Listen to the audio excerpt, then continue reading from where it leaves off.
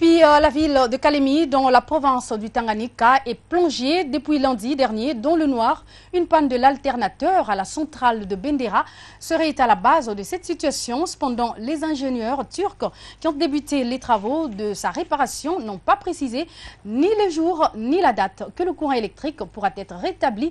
Des précisions dans ce reportage de notre correspondant Mandela Longa. Depuis lundi dernier, la ville de Kalemi est dans le noir.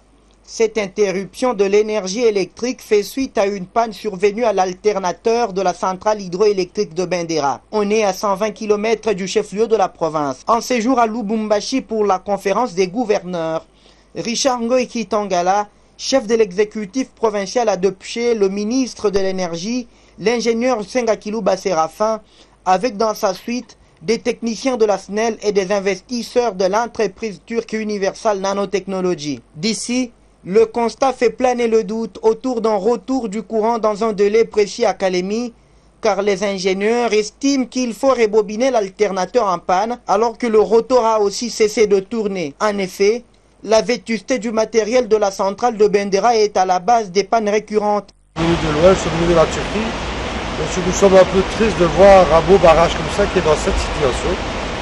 Nous sommes intéressés à remettre le barrage en fonction.